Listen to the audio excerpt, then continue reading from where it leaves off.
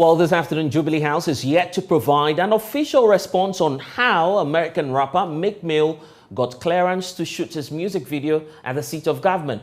President Akufo-Addo and his staffers have come under intense criticism for allowing the foreigner to use the national facility while jeopardizing national security.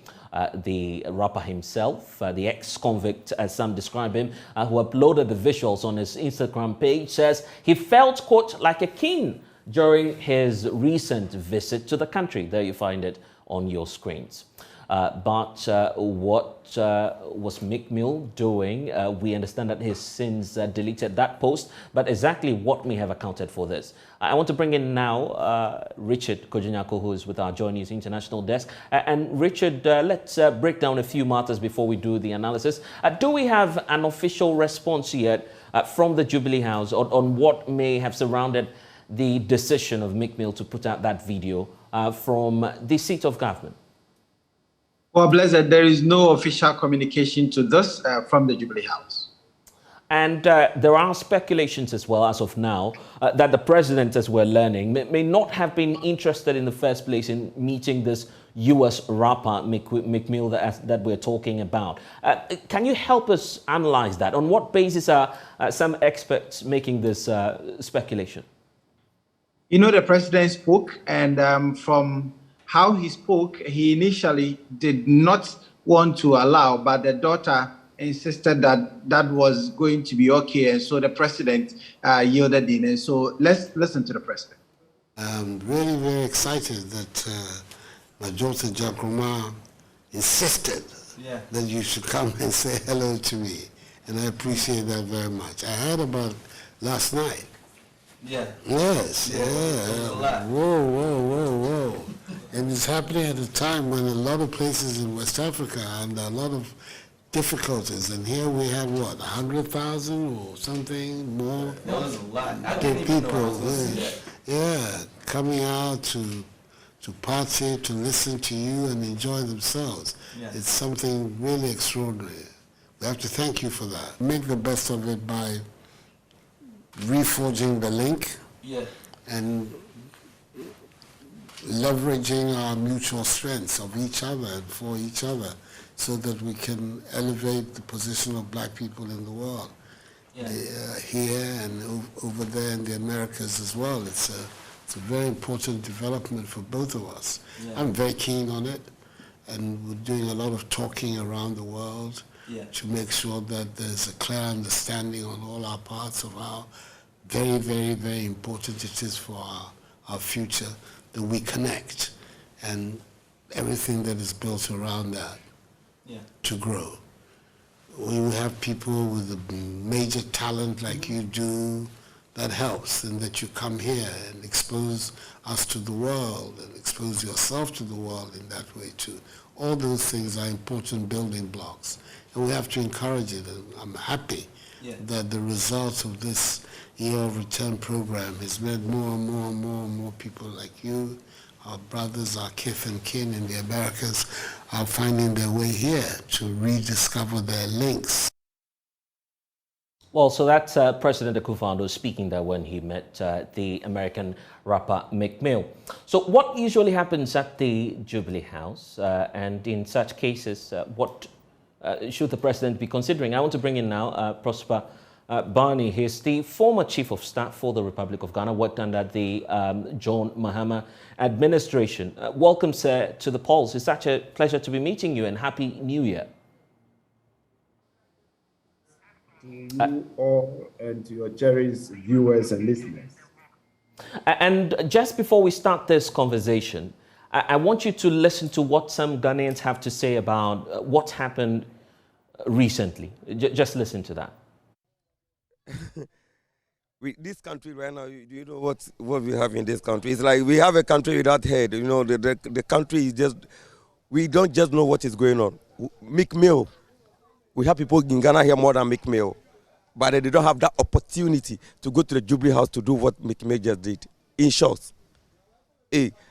But we get best rappers in Ghana. Can you compare Sogah in terms to those guys where they talk, say, Meek Mill? You can't do that. Who does that? What are people saying about this? So it's very bad. As a Ghanaian, for me, it's very bad. You know, to just allow American artists just enter into our, our, let's say, a Jubilee house to just shoot a video.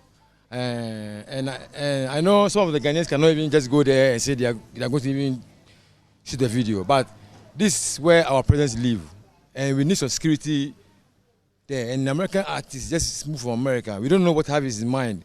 What is going to set some cameras there to know what we are doing over there. So that one day, the presidents, I think it's very bad that you have to allow somebody to just enter to this Jubilee house to just shoot a video. I don't think it's good. It's not right. Because the main reason why I said it's not right is you can't go to White House and go and take clip and, and be saying all sort of nonsense things. First of all, I'll blame the government.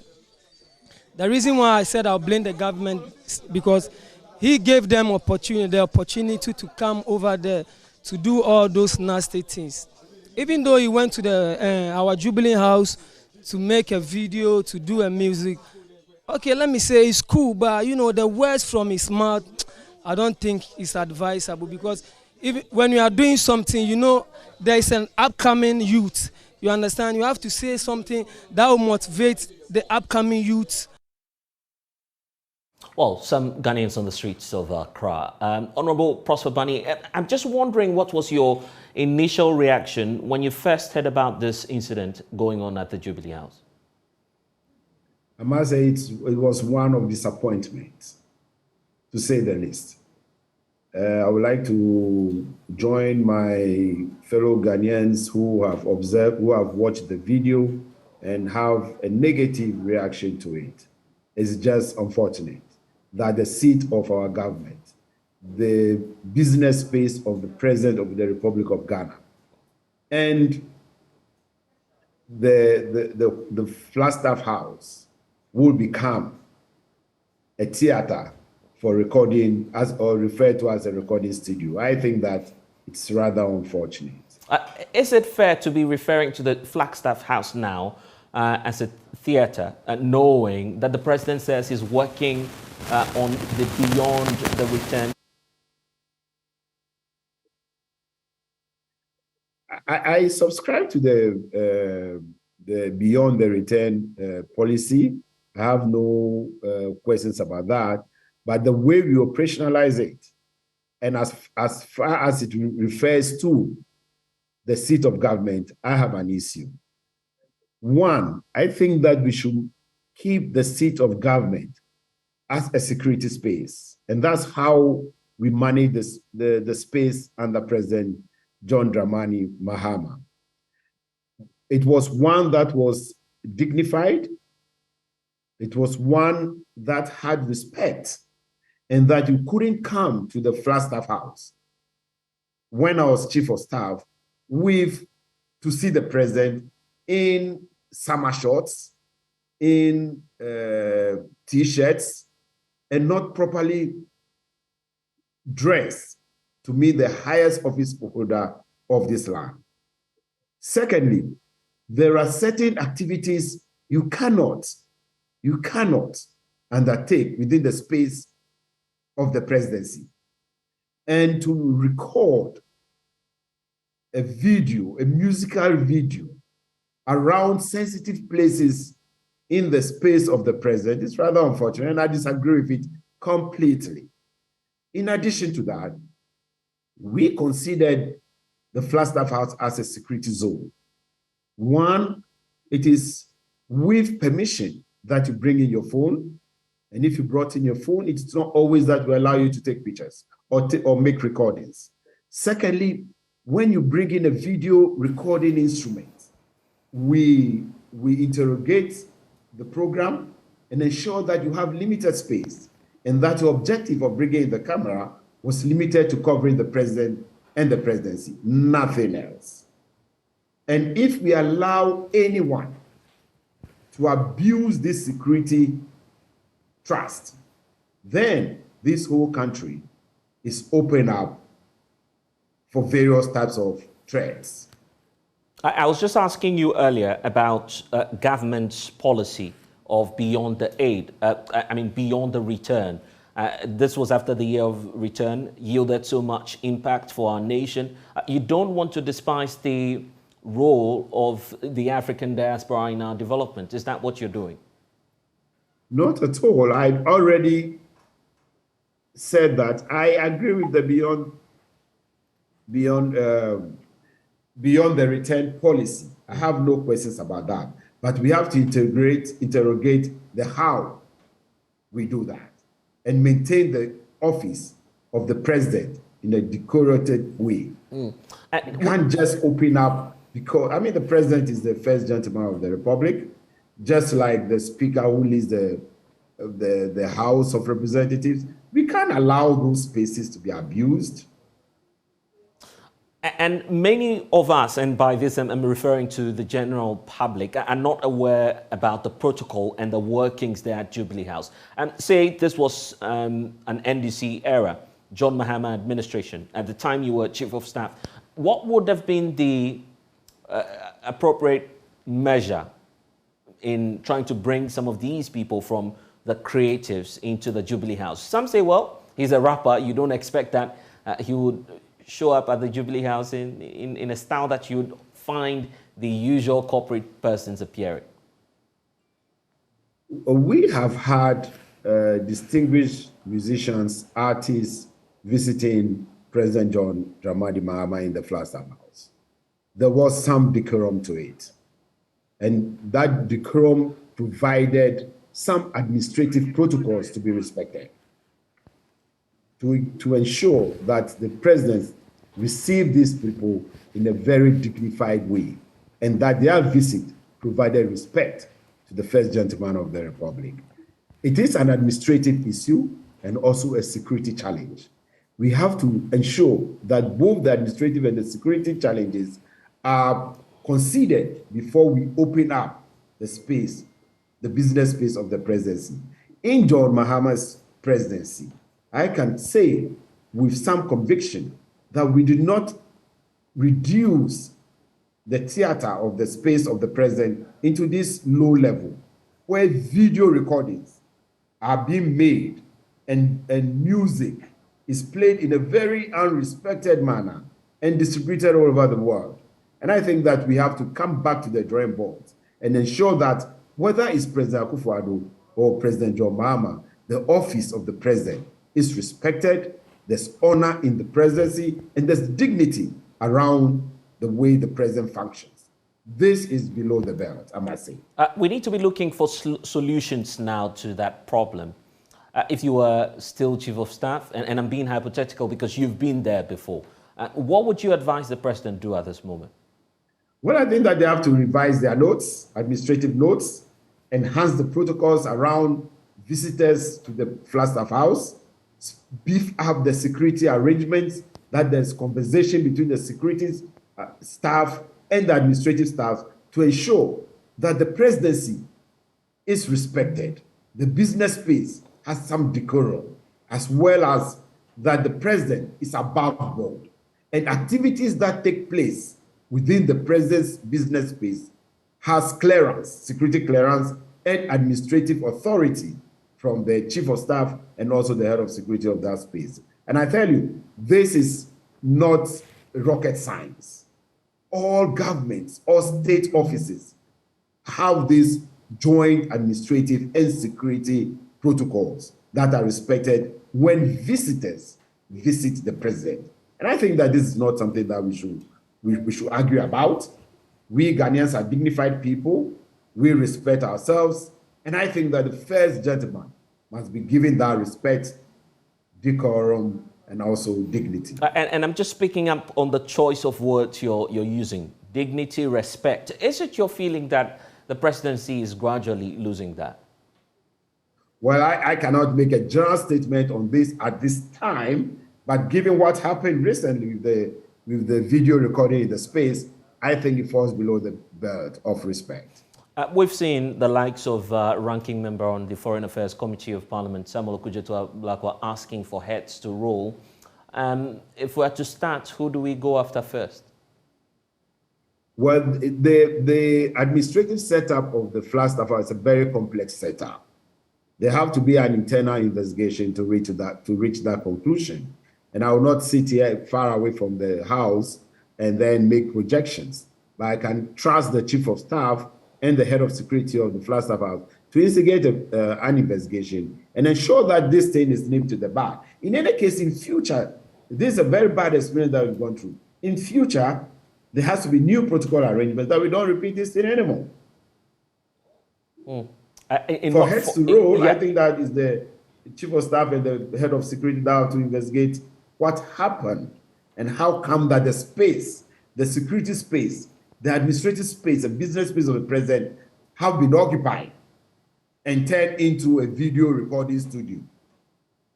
Some say this is a unique case, unique because I'll just say some of the public scenarios that we already have. This is someone who's coming into the president's space based on, quote, the insistence of the president's daughter. At least that's what the president is telling us, that my daughter insisted that I meet you. Could that not have changed or, I mean, bent the rules for the musician to come through? The fact that this is someone closest to the president, this is about family ties and relations, and that when we get to that point, officials working at the Jubilee House do not have enough power dealing with the first gentleman. We have different locations for different activities for the president. This is one activity that could be done at the Pedrasi, for example, where the gardens are open, we have a lot of free will, and it's not the business place of the president. We can do this in the house of the president if he wants to have recordings around him and the daughter.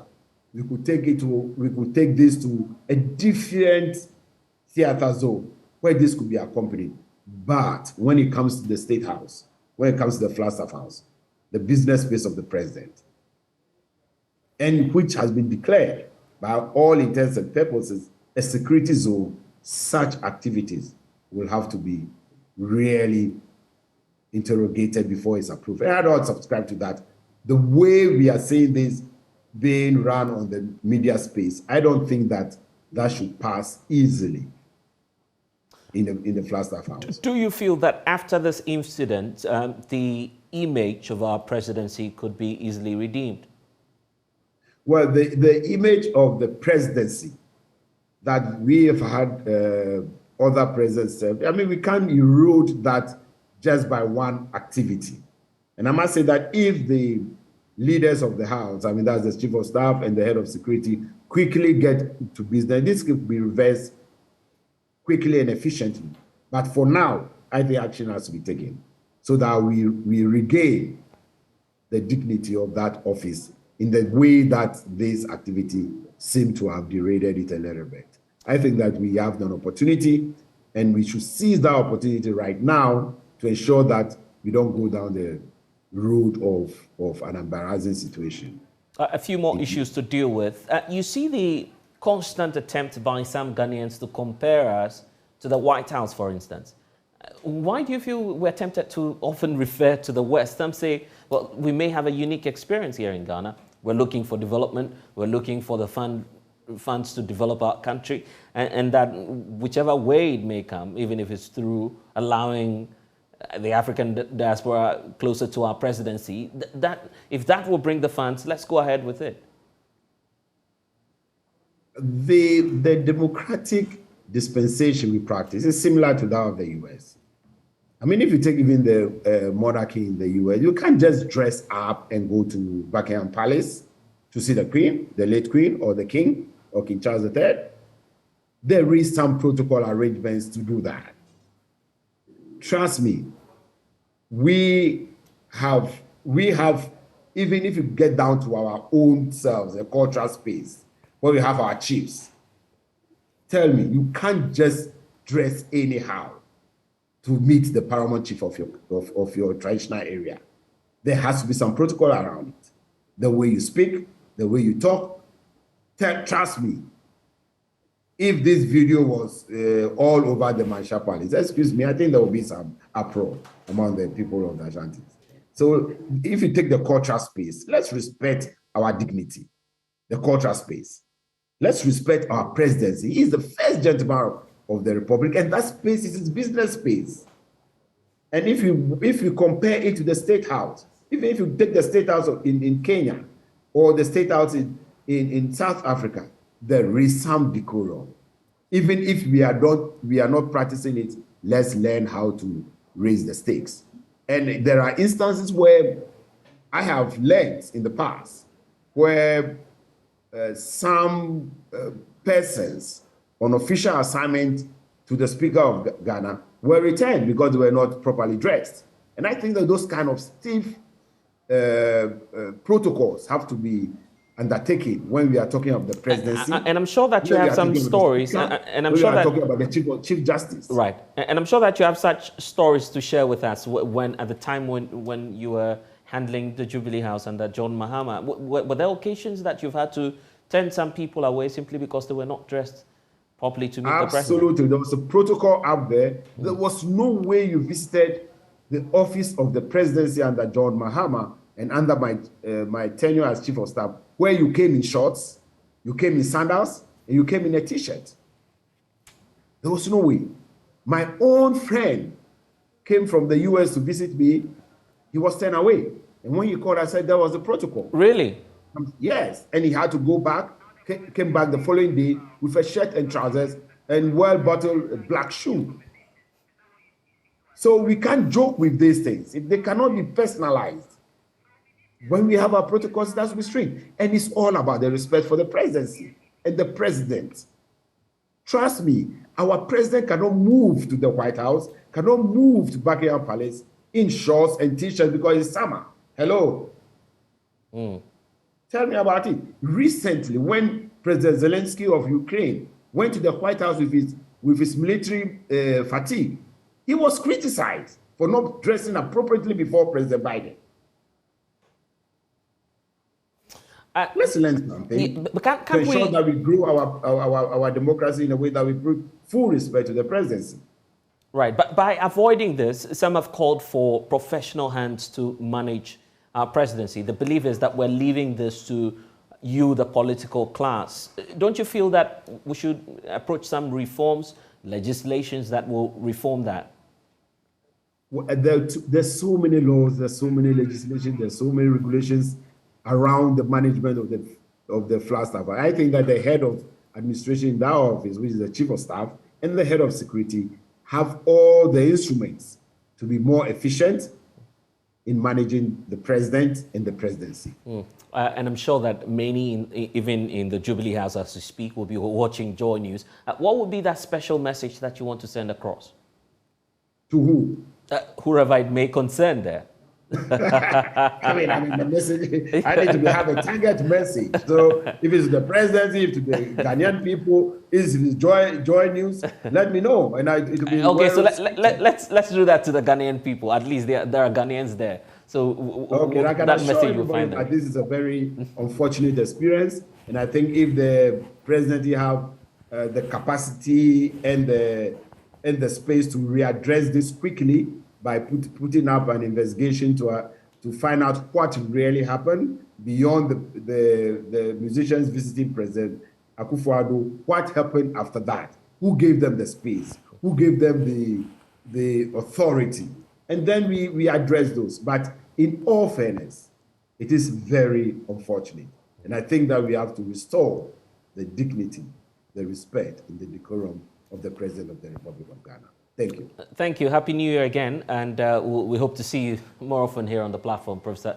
That's Prosper Bunny. He's the former Chief of Staff under the John Mahama administration. We're grateful for your time. Let's bring in Richard Kumado. He's a security and fraud consultant, of course, watching this space and watching what's happening now. Richard, let's start off on the issues surrounding security.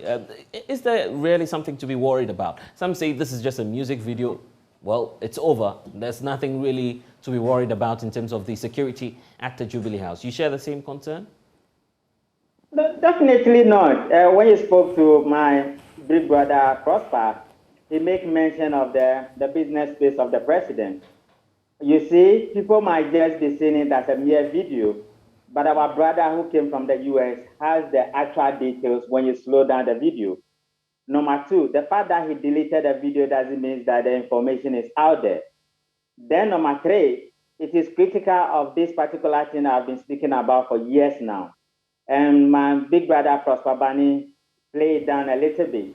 When you go to the office of the president, you have a lot of family people operating there. You also have a lot of political party people there, and you have few elements of professional security protocols. Those ones have a voice that overpowers that of the security protocols. And that has been one of the major challenges we have when it comes to managing the presidential space. And I think this thing, plus the Sawabroni's issue of clearance, has brought to the fore that we will need to look at security prudence and security management in terms of national sovereignty, what is allowed, what is permitted, and what needs to be done properly. And where do we start from? I think my big brother Prosper Bani makes the reference to the chief of staff, which is the administrative head, and the head of security. That level of collaboration and convergence criteria as to what is permissible and what is allowed within whichever space of the president and the presidency, they will need to revise it again, and let's ensure that we are doing the right thing. I will personally place a call to my dad in the office of the president to raise some of the concerns we have picked from outside. And I think it's not a rocket science. They can put their heads together and ensure that going forward, the right things are done. Do you see this as an intelligence failure, or where do you see the problem starting from? It's not intelligence failure. Sometimes security operations failure is not necessarily intelligence failure. You remember what the president said, that the daughter insisted that he has to see this person who grants the clearance and who takes responsibility, on whose authority is the action being taken. When you become president, you are no more a family member. And it's like you visit the presidency. Visiting the presidency is like visiting the traditional home of a chief. If you touch what is forbidden, your head will be cut off. And considering the fact that you have allowed our national sovereignty and the highest level of decision making, which is the national security, to be tampered with, or there are breaches there, this particular action could be compared to a treason, which is punishable by death. And that is the level of ineptitude and indiscretion we are talking about. I think circumspection, security prudence, and good judgment should be the order of the day, and we'll be fine as a nation. This may not be out there, but why do I have a feeling possibly the national security may have a hand in the disappearance of his mobile phone? Recall, he complained about his mobile phone getting missing. Some say, well, as part of the intelligence process, that was taken away from him and not necessarily stolen. Is that part of the modus operandi of national security sometimes, just to prevent the bad press as we are seeing now? No, so definitely we need to look at what point was his phone stolen or taken away from him, who had access to the phone, what informations were on the phone, and what was taken out.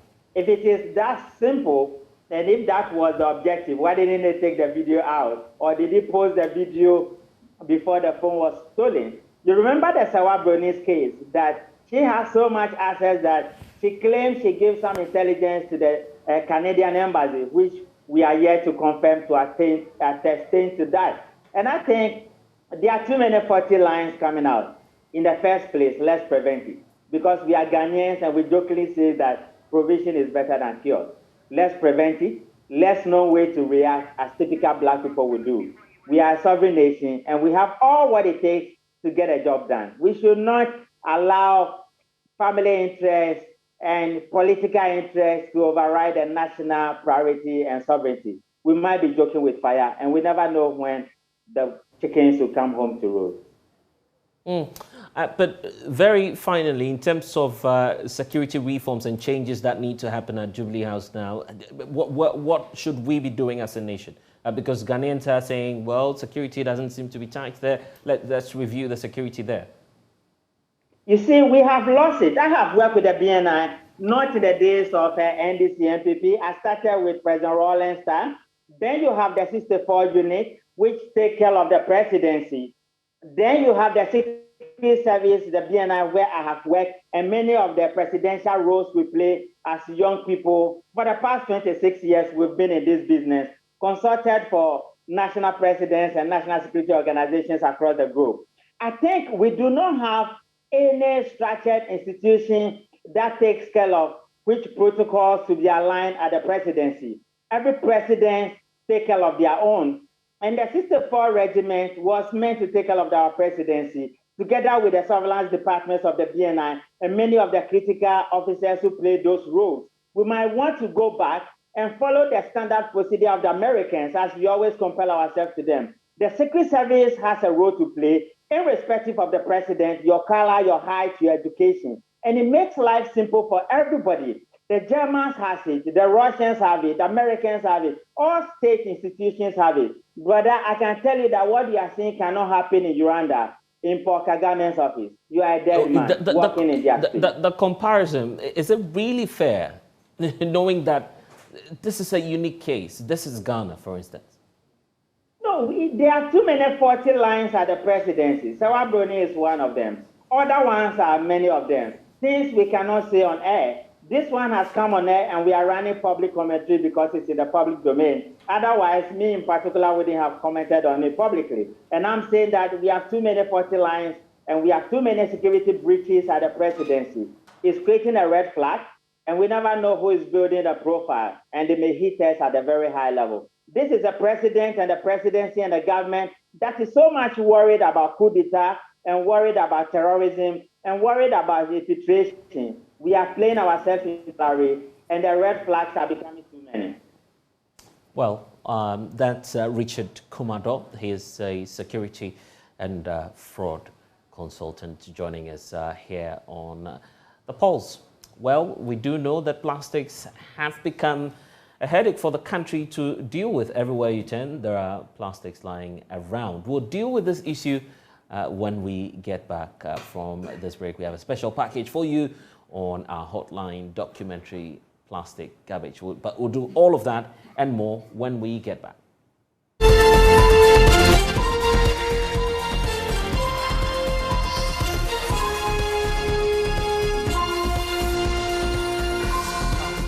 Have become a headache for the country to deal with. Everywhere you turn to, there are plastics lying around. The plastic bottle, for example, has become a major problem in this country. Today, we are being told by researchers that some of the fish we eat contain microplastics affecting our health negatively. But why are people opting for plastic bottles? JoyNews' Samuel Kojo-Brace explores alternatives that can help save our environment, prevent flooding, and also address the economic cost of poor environmental practices on our hotline documentary. Here are excerpts for you.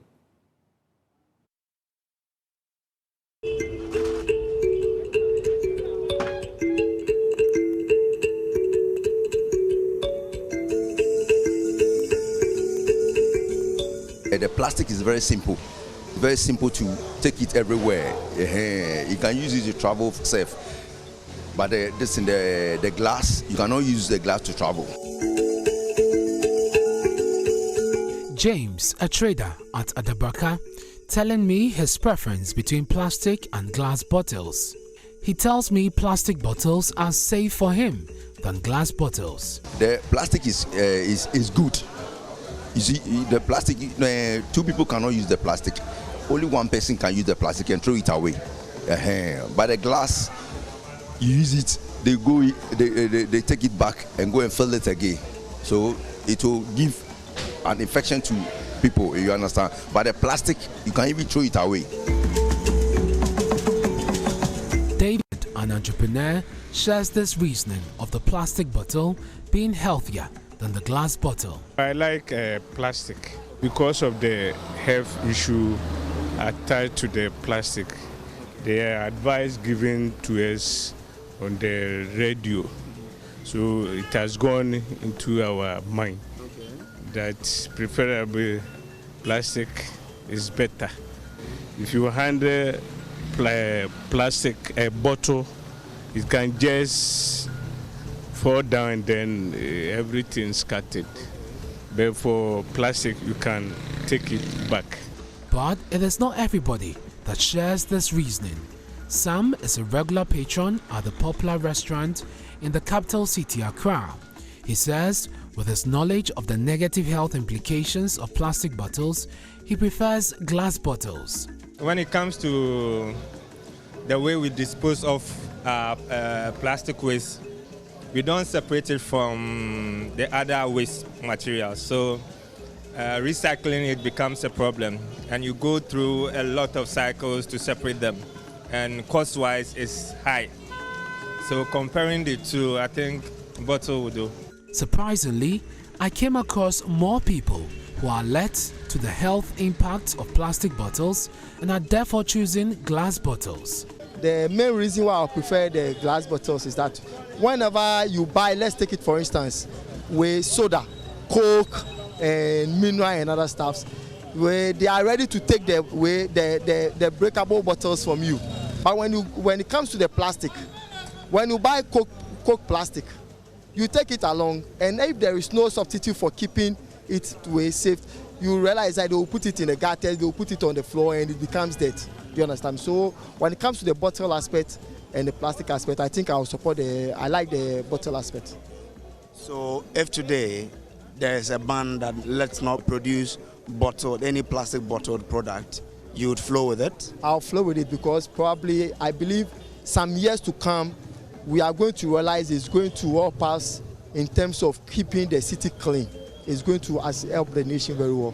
For me, I prefer the glass bottles. You know, with the plastic bottles, it has become a big, let's say a big challenge, and you see that a lot of plastics on the street. You see a lot of plastics on the street, but it is very difficult to see glass on the street.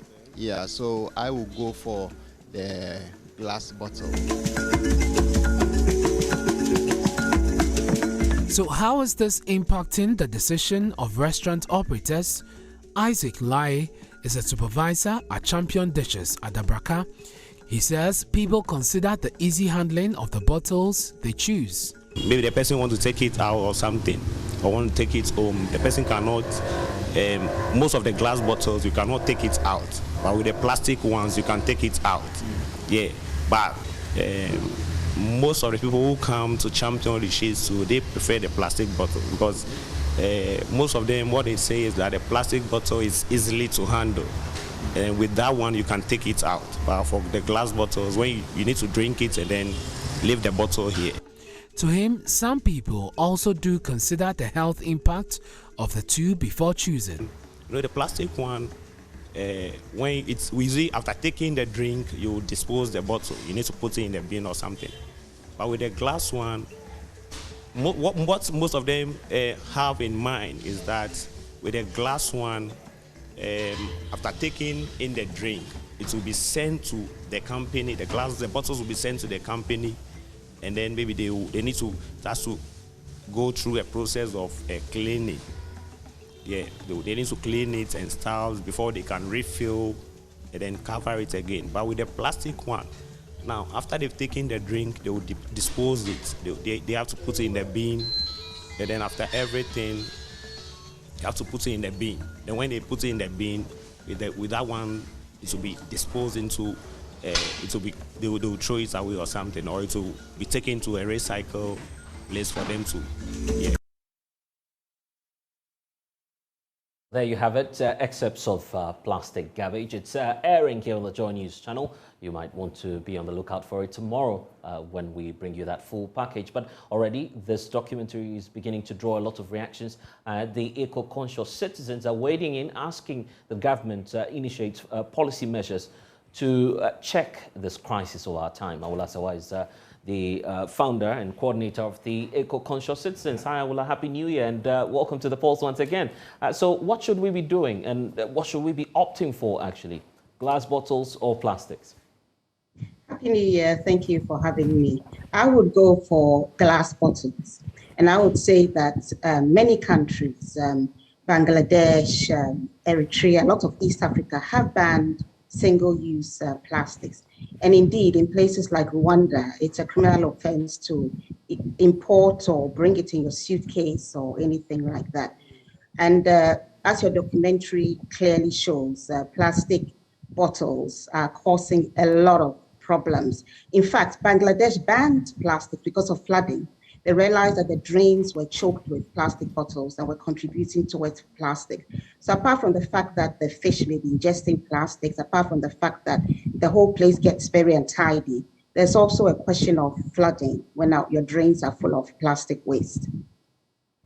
So let's deal with the issue of concrete policy measures. Where do we start off from? Some say, well, the behavioral pattern, so there's a need for us to rather influence choices instead of opting for the policy approach. You can take a variety of measures. First of all, the problem with plastic is more a question of indiscipline and lack of enforcement.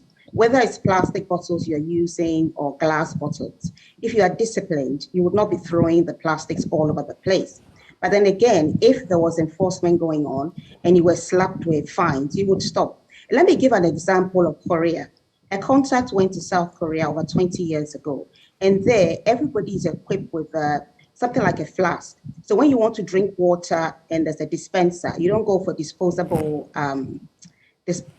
cups, or you don't go and buy single plastic bottles. You use your flask or whatever, and you fill your flask with it. So that's how they got rid of the problem of plastic bottles. So you don't see plastic bottles anywhere because every individual has their own flask or whatever that they use for water. And therefore, you're not going to throw it away because you keep using the same thing. So that's the kind of solution they've put in place.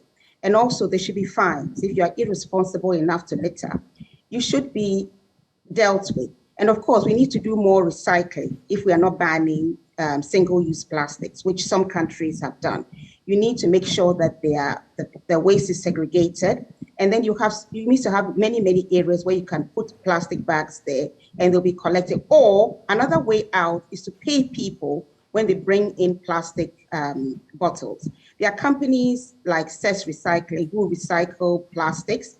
And then there's a company, Nel Plus Ghana, which makes plastic building blocks out of discarded plastics. But I'm not quite sure how well they are doing and how well they're being supported. Some have pointed to the issue of cost as a big challenge to driving this change. How do we address that as well? Well, I don't know what costs we are comparing, because if you look at the costs we are facing through how unsightly and dirty the city is, there was talk about making Accra not a clean city, but surprisingly the cleanest when we have cities like Kigali, which are cleaner. But if you really look at the cost of cleaning up, the cost of our country being so dirty and the diseases that come from so much filth, if you look at the flooding we get sometimes and the cost to lives, because people do die as a consequence of flooding. And I did say that the clogging of our drains is a contributory factor. I'm not quite sure what cost we are looking at. How do we weigh lives and the future poisoning of our system, because we are eating fish and other things that have taken in plastics. In fact, one reason why Tanzania banned plastics, because they found out that the cattle had been ingesting plastics, and they realized that the only way forward was to ban plastics. And since they did so, the problem has improved. So when you are looking at cost, what cost are you looking at? Are you looking at the cost to our health? Because I think that is something that's quite fundamental. Well, I was looking at the cost in terms of packaging and how convenient it is. That's where the argument is coming from. Well, you see, you have to just do what needs to be done to protect your health. You need to do, and we have to remember that when the plastics gained such currency, there was a time when we didn't have plastics. We managed very well, thank you very much. And what we need to do is to look at ways of replacing plastics with biodegradable material, which is not going to be a cost to the environment. Because mind you, as we speak, our landfills are getting full because all sorts of things are taken there which shouldn't be taken there. So when I'm looking at the cost, I'm saying that it's a cost worth looking at if it's to protect our environment and to protect our health. And very finally, the issue of making Accra the cleaner city in Africa. If we were to deal with this plastic menace, do you feel that we would have dealt with over 50% of the challenge? Yes, I think that we should be realistic and think of making Accra a clean city. all this about the cleanness, I'm not quite sure how realistic it is. But yes, if we were to get rid of plastics, single-use plastics, I think we'll be going a long way towards making a country, and indeed Accra, the city, a much cleaner place. But let me say that what we need to deal with is enforcement.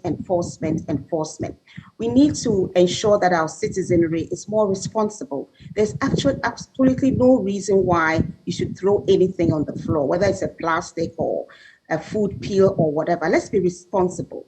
And bins should be provided. But even where there are no bins, it's not an excuse to litter. So yes, removing plastics will remove a lot of the litter, but I'm saying that to go further, we need to be disciplined and we need to learn something called enforcement, which we seem to be allergic to, and enforce our bylaws because it is a crime to litter. Why is it not being enforced? Aula, we'll see you again, but for now, I'll leave it here. Thank you for joining us here on The Pulse, and that's founder of the Eco-Conscious Citizens, Aula Sogah. Thank you. Well, this afternoon, the latest JoyNews polls is suggesting that majority of Ghanaians hold the view that President Akufo-Addo is underperforming in his second term of office. When we asked the question, do you believe that President Akufo-Addo has performed better in his second term? Here's what Ghanaians had to respond to on our Twitter handles. So there you have it with the JoyNews handle, JoyNews on TV. Has the president performed better in his second term of office? Just paltry 11.8% saying yes, 88.2% saying no, 1,942 votes so far. Well, the voices in the diaspora are beginning to speak about that. Joining me in studio now is Benjamin Kofi Kwashi, is chairperson of the NDC Council of Elders in South Africa. Such a pleasure to be talking to you, sir. Welcome to the show. Thank you. Good to be talking to you, and of course, knowing that the voices from outside are beginning to join the developmental discourse. There's the question as to whether or not indeed your party should be the alternative, because some say if it's not the NPP, we shouldn't only be thinking about the NDC. There could be other options available. I think we should as a country be realistic when it comes to that opinion. Both political parties have got things that they've done that have not inured to the benefit of our citizenry. And I think that the parties have their manifestos that we vote for when they come with their manifestos. The NDC has always aligned itself with helping the people socially from down spiral up. And I think we have seen what the MPP has been able to do. Quite disturbing, quite disheartening, but I think the NDC is the alternative. Why should that be the case? Particularly when some say, well, we've seen the NDC, we've seen your faults, and one of the biggest challenges you had was the energy crisis. This government says, well, they've addressed the problem. Well, this government cannot say they addressed the energy crisis. They know that the energy crisis ended under President John Mahama. But the truth of the matter is this. Ghanaians went to the polls and decided to give the MPP to rule us for some time. We have seen what they have done compared to what the NDC has done. We've looked at the cost of living. We've looked at the economy. And you can pointedly say that it's not going well. It's neither here to say NDC, MPP, but as Ghanaians, we see things are not working out. If you say things are not working, and that's where many say, I mean, we're even fortunate that you're coming from South Africa. It's a global crisis, a problem that almost all nations across the world are facing. Why should Ghana's case be peculiar and be addressed or linked directly to the Akufo-Addo administration? Very well. Other countries have also gone through COVID. Other countries have faced the Russia-Ukraine war. But the rapid approach with which they are harnessing their economies to grow, unfortunately, we don't see it with the Ghanaian system. Other countries are putting in robust measures to help them grow, such as encouraging entrepreneurial development, encouraging citizenry to actually help in growing the country. But unfortunately, in Ghana, we can see clearly that the help is not coming. And even though the help is not coming and Ghanaians are doing their best, we can see that the government is not helping the situation at all. Are you leaving out the Russian-Ukraine war, COVID-19? Ghana is not the only country. Explanations we are getting from we get it. But others are coming out. I'm not saying the problem is not there, but the approach with which other countries are solving it, the seriousness with which they are harnessing their economies from down up, we don't see it with Ghana. Let's talk about the solutions. Where do we start from? Because the economy is key to every Ghanaian.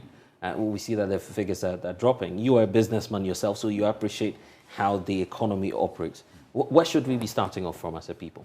I think as a people, we need to accept and acknowledge the fact that the economy is paramount, irrespective of our political coloration. That is the key point. When we believe that it's neither NDC or NPP, the economy grows, we all grow as a country. That is a cardinal point to changing the spiral tide that we have. And again, I think that as a people, we need to encourage more entrepreneurs among ourselves. Recently, the Ministry of Finance placed a cap on government recruitment. So others that have completed school and believe that they will go to mainstream government employment are backlogged at home. So if the economy allows for entrepreneurs to be grown and harnessed, we wouldn't be having the problem that we have. And you get to know from the South African principle that for now, they are concerned about raising domestic workers. They are raising domestic business people, entrepreneurs among themselves to grow their economy, and it's working perfectly. Is that the only challenge you see with the Akufo-Addo second term? I think Akufo-Addo's second term has been a disaster, to call it, to put it in lighter terms. I think when the administration started, they became complacent along the way, especially when they got off of the IMF program. They thought they have done it all. Then they went on a spiral spending, which has culminated in the problem that we have. I think if they should look at what Ghanaians are saying vis-a-vis the promises they gave in their manifestos to come into power, I'm sure they would see that they've not been fair to Ghanaians and they've not been fair to the economy. You've been in politics for a while. Some say it's the natural 8-year political cycle that's setting in. I disagree, but again, I think that our mindset have been tuned into that 8-year cycle. So we believe a government comes in after 8 years. If it's not able to do what it has to do, another has to come in. But you see, when we do that, we truncate our development.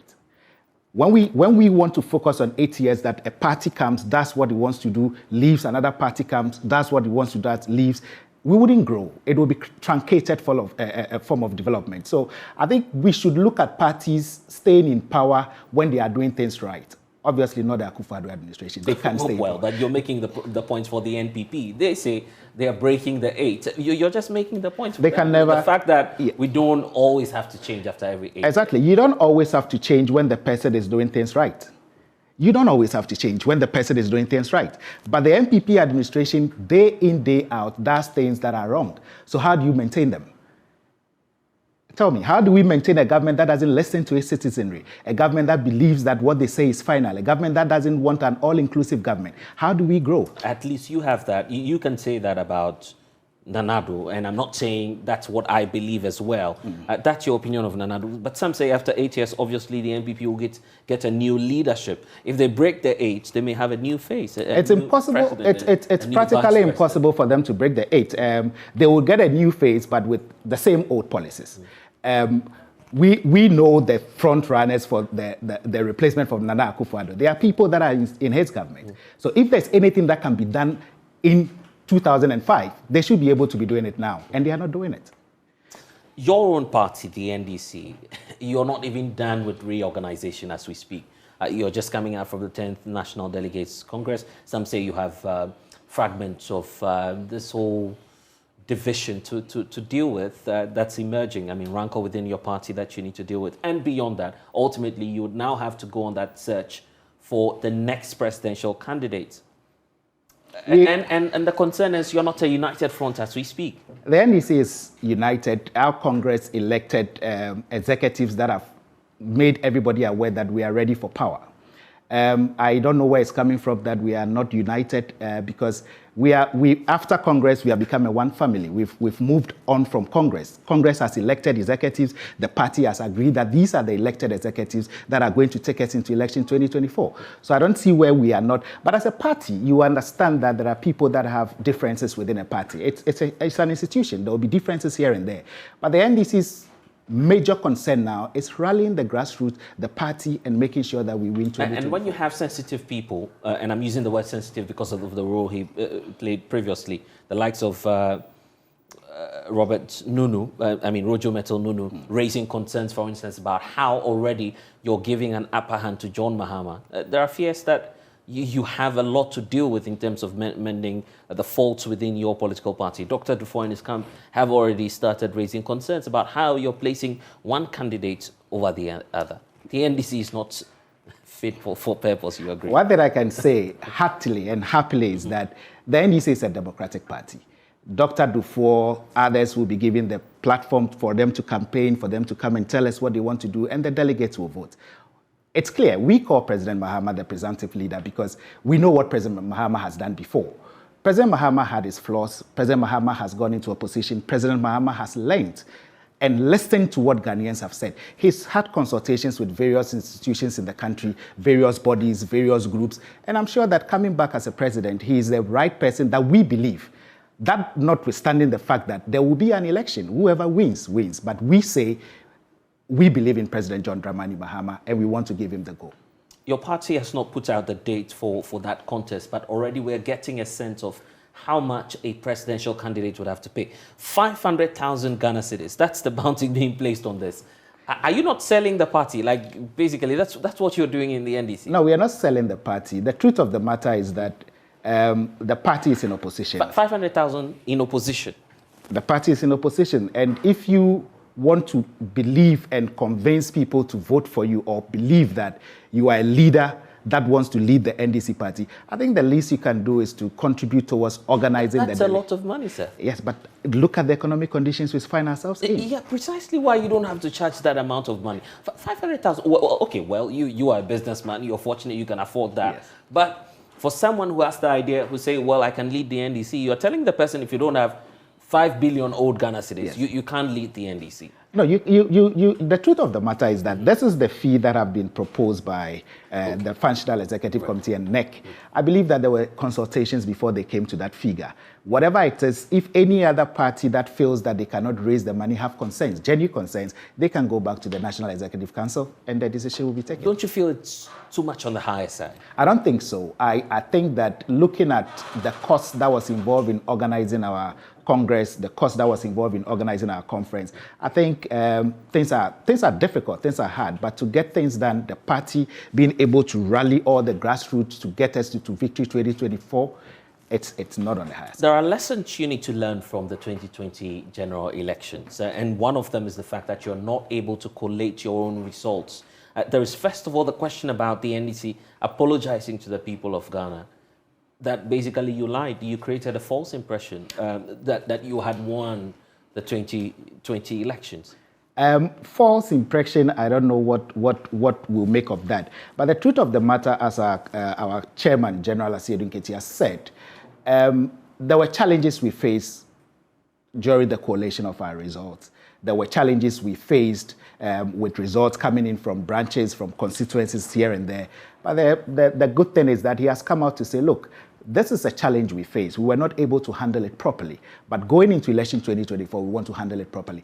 For me, the sense is that we've been able to learn from those challenges and we'll do better going forward. And now, the changes that you need to do before the 2024 elections. The EC has placed, for instance, some reforms that it's seeking that changes be done to. For instance, we'll be having the continuous registration, and now you'd require the Ghana card to go through that process. I'm sure that there are some Ghanaians in South Africa now who are turning 18, they would want to go through the process, but the requirement is the Ghana card. I think, if I'm not mistaken, there are legal remedies being sought on this particular subject. And for me, as a citizen of the Republic, I think the Ghana card alone being the reason for you to be able to vote, it's a bit not for me. But I think that Ghanaians will have to speak, Ghanaians will have to let everybody know that if that is the way we want to go, then the mechanisms and the systems that will enable every Ghanaian have their national card, we should put it in place so that we don't disenfranchise people, not because they didn't want to get the Ghana card, because they have queued, they went there to get the Ghana card, they didn't get it because NIA has a problem. How does it become my problem? So if we want to use it and the EC believes that this is what we have to do, then the EC should make sure that not a single Ghanaian is disenfranchised. But for you in the diaspora, would you opt for an alternative, say, would you want the EC to consider, say, the passport? Yes, we've put in petitions already. Oh, really? So it's a concern? Yeah, it's a concern. It's a big concern. We've said that if you want to use the Ghana card in Ghana, then use the passport for the diasporan Ghanaians as well. We're waiting for them to respond. They said they are going through some reforms. So you've written to the Electoral Commission? Yes, we have. Asking for a special dispensation for the Ghanaian community for the in Ghanaian South Africa and elsewhere. Yes. Why are you making this demand? We're making this demand because for example, from South Africa, where I come from, we have thousands of Ghanaians living and working in South Africa. It's difficult for them to come home. Some have been there 5, 6, 7, 10 years, and they've not been home. But they want to be part of the systems that elect governments in our country. Because remember, when they work and make money, they send it to their relatives in Ghana. So indirectly, they contribute to the economy of the country. So if they cannot get the Ghana card to vote, and they have a passport that qualifies them to go to South Africa, why won't that be the primary document needed to be able to get into the voters register? So we think that it's common knowledge, the law will say what it has to say, but we have put up the proposition that give us that opportunity to use the Ghanaian What passport. response, for instance, are you getting from the chairperson of the EC? The chairperson of the EC has not responded. The chairperson of the EC believes that there are institutions within the EC that will take that decision. And fairly so, because we know that she's not a final authority. And we believe that during IPAC and others, they will be able to come up with a decision on that. And we are also looking at ROPA and its implementation that will allow, say, Ghanaians elsewhere, not necessarily to come home when that time is due for elections. Yes. Do you feel we are ready to roll that out by the next elections in 2024? I think we are not ready as a country. But again, I'm proud of the way that the Ministry of Foreign Affairs has rolled up passports being provided for Ghanaians. You don't need to come to Ghana to get it. A lot of Ghanaians in South Africa walk into the embassy in Pretoria and they get their passport. Now, if you want to implement ROPA, to make it easier for all of us, I think that the best thing is to use a passport. Because that is what the Ghanaians living in the diaspora have. That is some of us have the voters ID card, we have the Ghana card, others don't have. But we all have passports. Okay. So that becomes imperative that we have to use that. Yes, but the readiness of our country to afford that, because we're not going to do this just, say, for South Africans, but all across. Yes. I don't think we're ready as a country, looking at the economic situation we find ourselves in, looking at us going back to the IMF for support. I think the IMF will also be deciding for us some of these things that we're going to pump money as to whether it is necessary or not. But again, voting, it's an inalienable right. So it's an important thing that we have to do as a country. Now, if we have to roll out ROPA, we should ensure that nobody is disenfranchised. The right mechanisms are put in place, the right systems are put in place, so that every single Ghanaian that is outside with a passport is able to. Why is the NDC always operating with suspicion? Do you fear that the EC may get something wrong? It's not suspicion. We've seen an EC that has made itself a referee and a player at the same time. We've seen a lot of things that the Electoral Commission have done in the past that have not been politically acceptable to us. But again, the EC is an institution, so we believe that some of these things, when they happen, we go to the Supreme Court or the courts for them to give us an interpretation. But the EC going forward also has to know that a lot of these things that they do has a rippling effect not only on them alone, but on the Ghanaian economy. So we are not suspecting them that they've done anything wrong if they go according to what the book says. And if they go according to what is agreed at IPAC, we take it as a precedent. But your party, for instance, has pulled out of the IPAC engagements. Is it your hope that this new set of executives will do so? Our General Secretary, Honorable Fifi Kwete, is a brilliant chap who has been in the forefront of this electoral things within the party for some time now. I believe that as a chief scribe of the party, he will take us to ROPA, into IPAC, and if there are things that needs to be done and they are done properly, he's not somebody who will pull us out. He would ensure that the right thing is done. Comparisons have started, yeah. And the permutation is also on. Some have brought up names. Alan Chermating has just resigned from Akufo-Addo's government. Some say this will be the next phase of his political career. He's going to run for president. If you pair him with some of your likely candidates, where do you see the NDC? For instance, an Alan John Mahama 2024 race. That's not a comparison. John Mahama. It's going to be hard for you. No. John Mahama, it's a brand on its own. John Mahama, it's. Remember, Alan Chermating resigned from Nana Addo's government just recently. Alan has been part of the administration from the beginning of it. He has been the Trade and Industry Minister. He's been a cabinet minister. decisions of cabinet are what have put us as a country into the mess that we are. So if Alan has pulled out today and he wants to come as a presidential candidate, what is he coming to do that he has not been able to tell the Akufo-Addo administration to do? John Mahama, on the other hand, has been a president of this country before. John Mahama has done things that has inured to the benefit of the ordinary citizen of Ghana. Ghanaians know what he has done before. He has his lapses. I'm not saying John Mahama is a saint. He has his lapses. But compared to what we are seeing this time around, you can't say the MPP administration is not in... I'm a bit curious, though. What is it that John Mahama has done in the last 4 years when he was president that he didn't finish, a reason for which he must, by all means, lead the NDC, be its presidential candidate for the next elections? Some say he's been, well, self-centered. Allow other people to come up, allow other people to run. So there are policies and initiatives that President Mahama initiated during his period as a president. Now, these things are there for all of us to see. The monumental infrastructural developmental projects, the energy crisis that he solved, now making us so self-reliant. Even South Africa, it's still suffering from energy crisis with all they have. But President Mahama put in systems that have made us to be better than South Africa in terms of how he has managed the energy crisis. Yeah, so if you're done with the work, say thank you to Ghanaians. He said it himself, leave when the applause is loudest. Yes. We've clapped for him. We're saying, thank you, Mr. President. Just allow someone else to Maybe you have clapped for him. Well, I'm not saying, I'm speaking hypothetically. But for us, we've not yet clapped for him. He still has much to do. And when it's time that he has done all of those, we'll clap for him. And trust me, President Mahama is somebody who will leave the stage when his applause is loudest. Don't you feel be having that leadership crisis in post-2024, say, if you have John Mahama, and I'm just saying, say, win the next elections, then selection process for another leader may be that challenge. Because you'd have to market him for another period. It becomes more easy for the party because there are great brains in the party that are going to be able to lead the NDC post-John Mahama. Now, those people will start harnessing those potentials now. They'll start telling us what they can do and what they cannot do from now. So President Mahama leaving the stage gives us room to have enough of the leaders that will want to fit in his shoes, and as a party we decide who we will go with.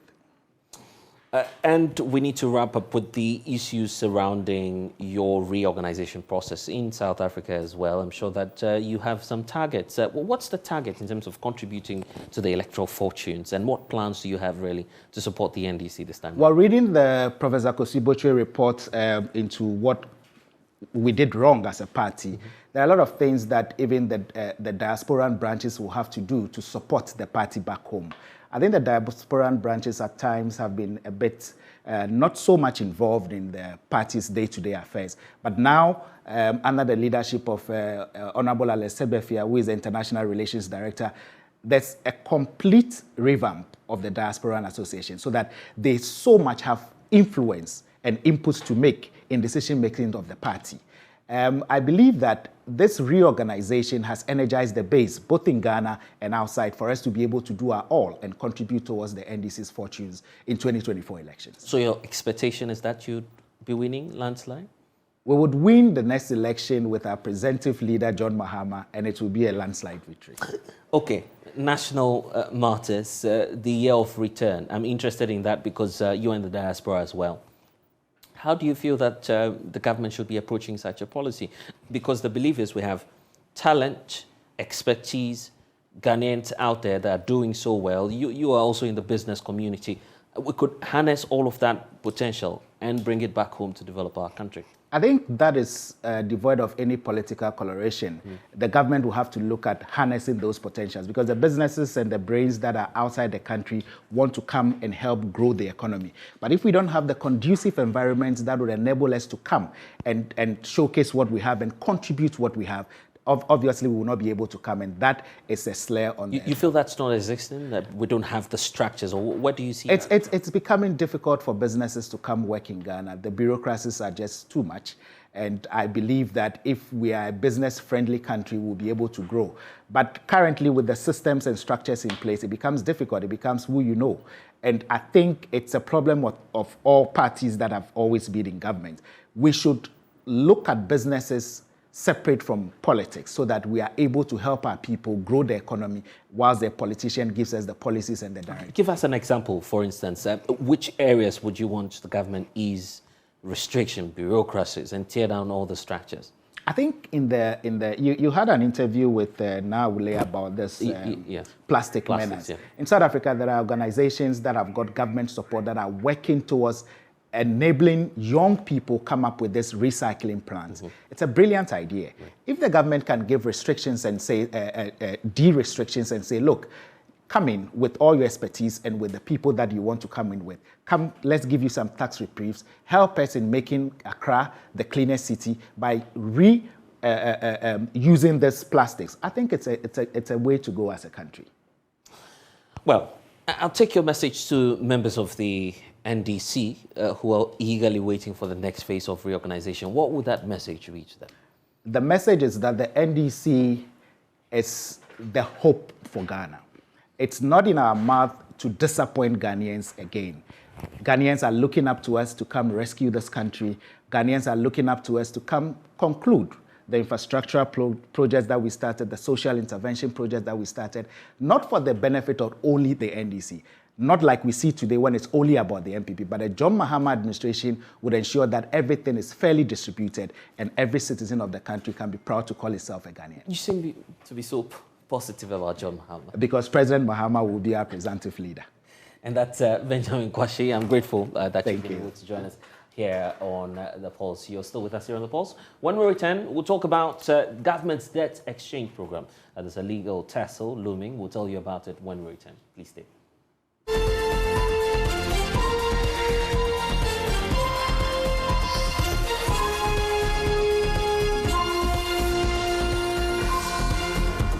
You're welcome back. Some 250 individual bond holders are warning government to back off any attempt to default in payment and abandon plans to push forward the date when it has to pay back their monies. Well, government on December 24 announced an extension of the deadline for holders of the bonds to sign up to the restructuring program to January 16.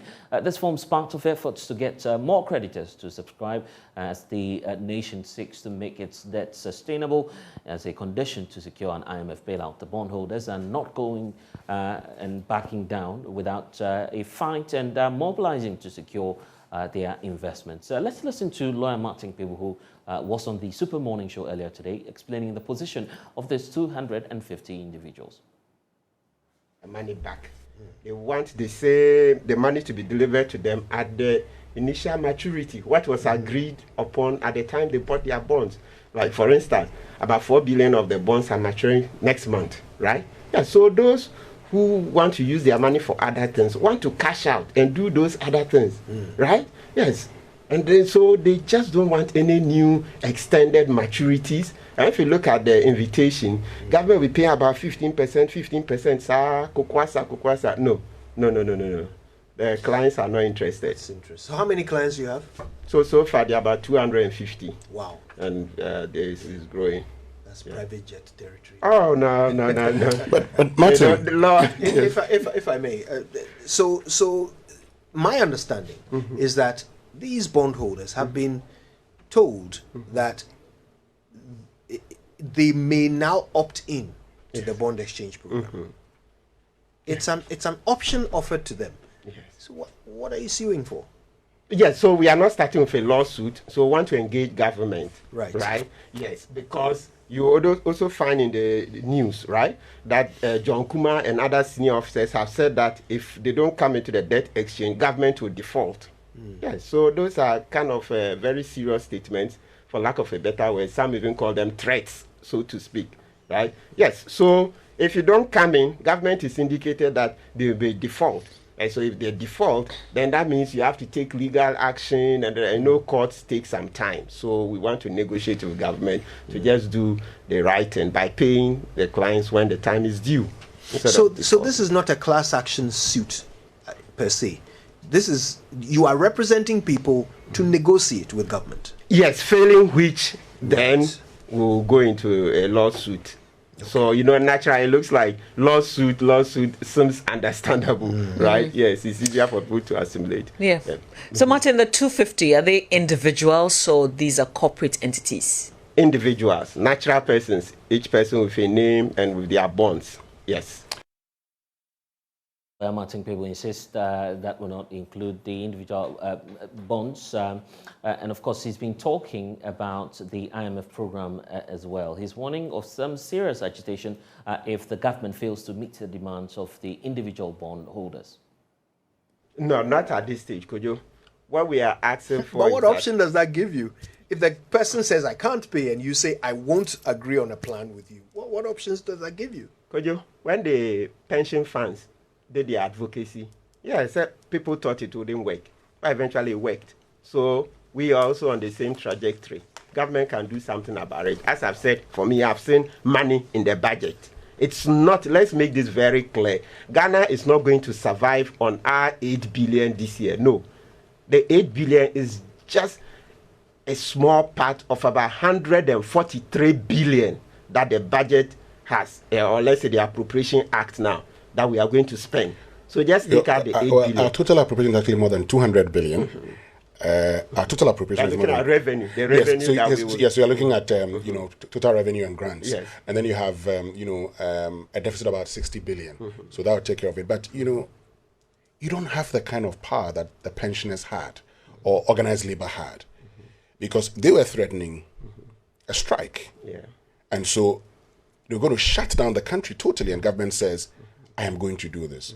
So what's your bargaining power? Why wouldn't you want to accept some kind of, you're calling for a negotiation. We're asking, what are you prepared to give? You say, no, we want everything restored. But your case is different from the organized labor. Winston, it will surprise you. The way the people are so enraged, very soon you see them out on the streets. It's the same thing. Organized labor threaten to strike, etc. It's the same thing these bondholders are saying. No. And these bondholders, it's not about party colors. No. They cut across everywhere. Right? So they are willing to come out. People are in dire straits. I'm at a loss for words. Look, Winston, it's not a joke at all. Yesterday, one of them called me. He was weeping. A man, no, it's a bear soon. The man was weeping because it was like, lawyer, will this thing work? When? Look, people need the money to buy their medication. People need the money to pay school fees. You're going to have more dropouts. Why would you go building roads when students are dropping out of school? Why will you go building roads when people are dying? No. And now the first consignment of crude oil under the government gold for oil is expected to come in this week from the United Arab Emirates. The contract, according to government, is to guarantee the supply of cheaper finished petroleum products. Government announced the initiative in October to address the depreciation of the cedi against the US dollar especially. Of course, Deputy Energy Minister Andrew Ejapamesa, who signed the deal in Dubai, indicated a lot more oil companies have expressed interest in the initiative. He was speaking earlier on the AM show. On the 10th, 11th, 12th of January, the first consignment of finished products is going to arrive in this country from the United Arab Emirates. All the necessary agreements that needed to be executed has been executed. A lot more interest have been shown by other oil traders. And whatever it is that government is doing is intended to complement what it is that the private sector who are operators within the space are providing, just so that we can take some pressure off the dollar, okay, and make it available to other people who ordinarily would not be getting, and hence increasing the pressure on the cedi.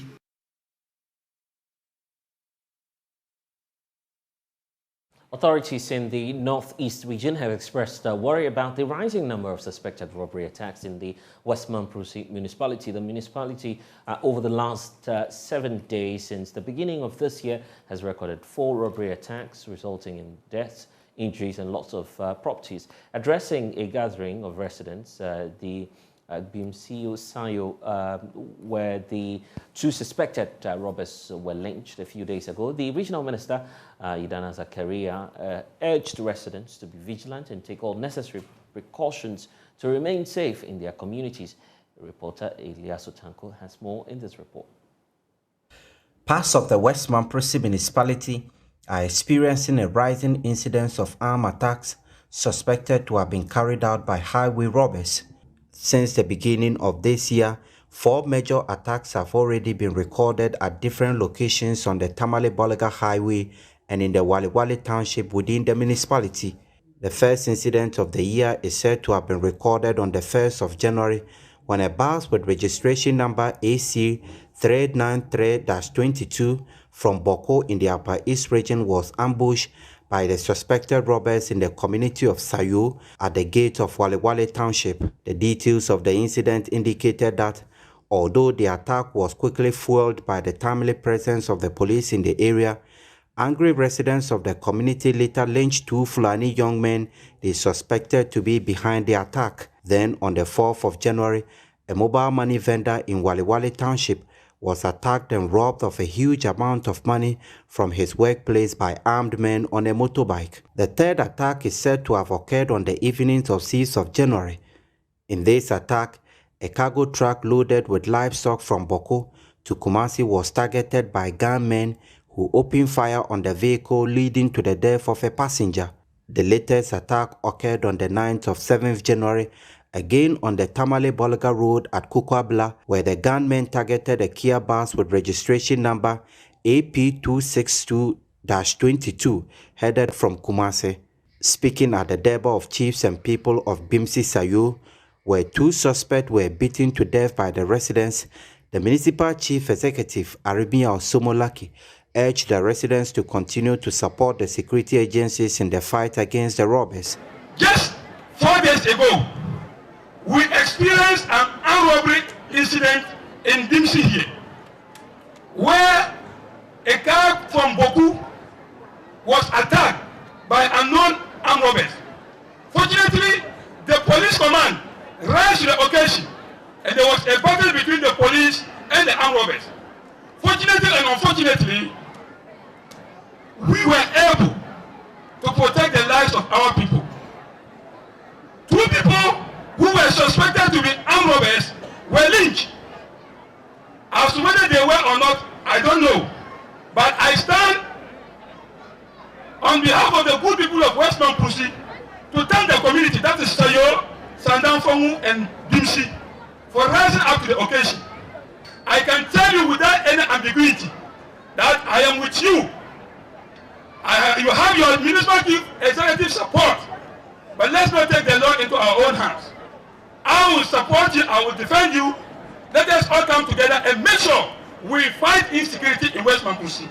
Robbery attacks are common in the northeast region, especially in the West Mampresi municipality. The police service in this area lacks the personnel and logistics to do their work effectively, in addition to bad roads and ineffective court systems. At the same event, the regional minister, Idana Zakari, who is also the chairman of the Regional Security Council, called for a closer collaboration with the security services while admonishing the residents against the application of mob justice.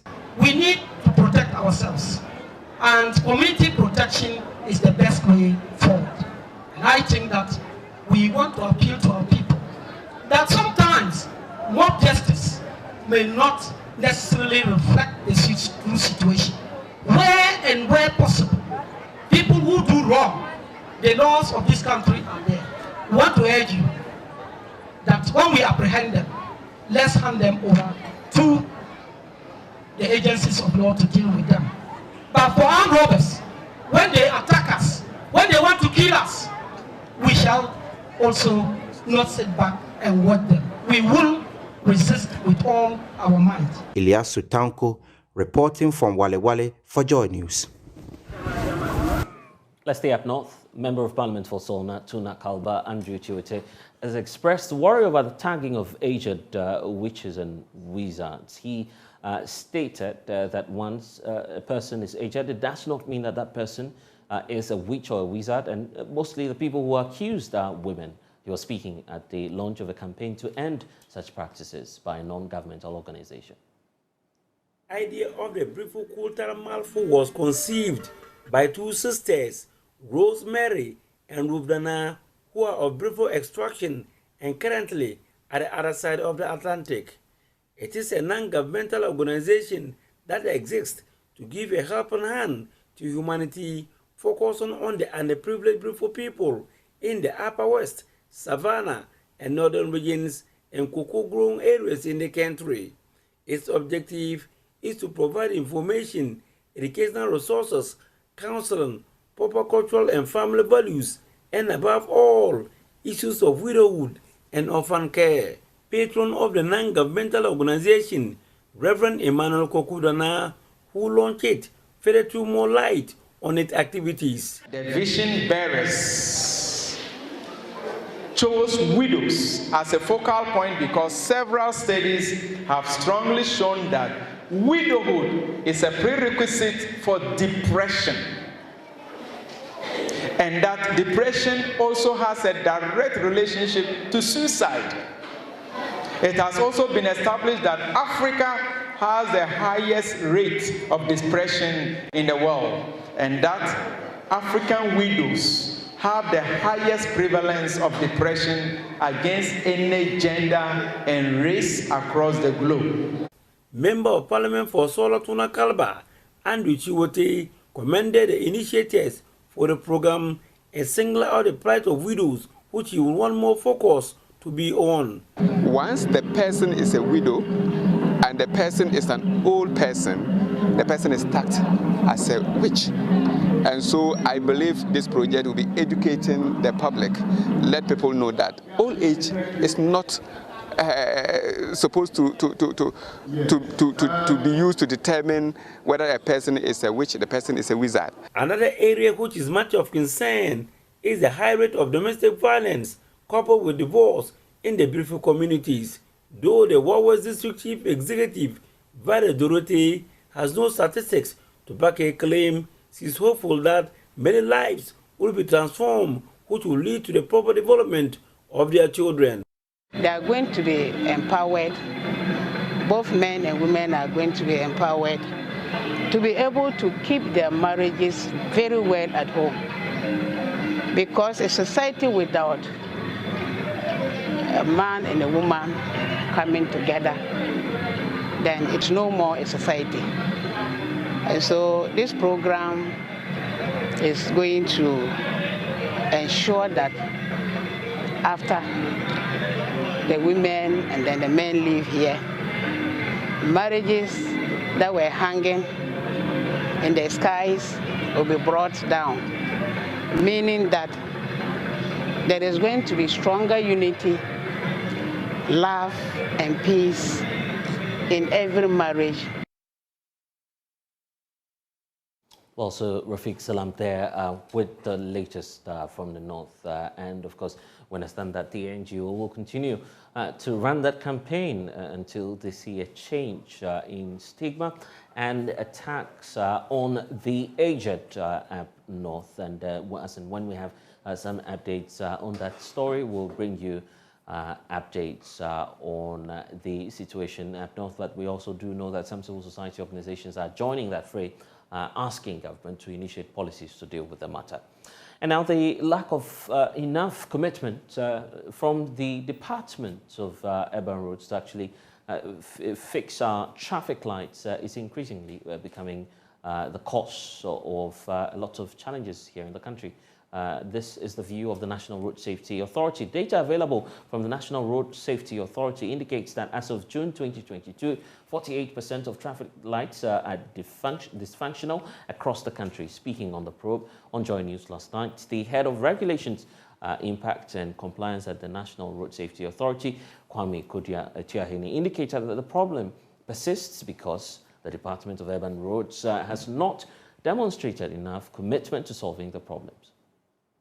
Beyond the communication that have come to us with no timelines, and I think you confirm that they haven't shown as much passion. And I say this with a lot of regret. I mean, we all come into public service with a desire to make things better for the generality of the public. And if these are matters that have been on the front line for many months, and the Department of Urban Roads appear to be very cagey, not want to address them, and always creating discomfort for motorists, it makes it very difficult for us to achieve our overall targets. Okay. Nonetheless, yes, the letter that was written to them, the first opportunity we had was to issue the notice, which we have done. We gave a 60-day ultimatum. They got back to us with some remedial actions. We want to go back to see whether there has been any improvement or not. In the interim, we plan to work with the municipalities, at least for the peak periods of the morning and the evening, where these traffic lights are still down. Is there a way that they could deploy traffic wardens to help improve the situation? If yes, we may be happy to work with them along those lines.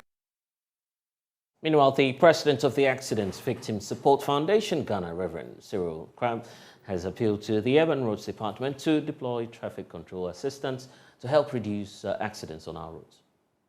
Indeed, I want to come from the humanitarian point of view, like Otuaini rightly said. We should think about the pedestrian, especially now that schools are about to be open. Most schools are concerned because we've seen many of students dying at intersections because there are no traffic lights. I live around Ablekuma, and so a traffic light at Banyard is my major concern. That's a notorious one. Yeah, very, very, very notorious. And I think that we must get to a place where, even though we advocate on safe driving approach, we must also try to make sure road furnitures that will help to salvage or to decrease crashes are in place, which will give our roads some kind of safety. You know, because for a year and two, which road traffic lights are not working, it's worrying. It should be our primary priority to make sure that it is done. If it's not there, there is no order. You know, and knowing the kind of country we live in, where drivers are very disobedient to what do you call it? Road. Yes, you get to understand that if these things are not there, then it means that we are going to increase crashes on our roads. And that's all we have for you here on The Pulse. I am Blessed Sogah. For more news, log on to myjoyonline.com. We'll see you again tomorrow. Bye-bye for now.